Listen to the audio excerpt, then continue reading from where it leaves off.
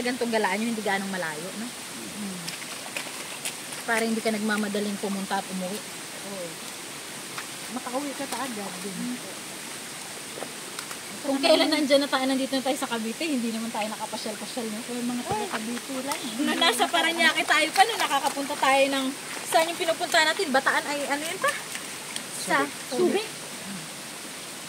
Palagi pa tayo nakakapamasyal sa Cavite. Sorry. Dami na pupuntahan. Sabi ko ba?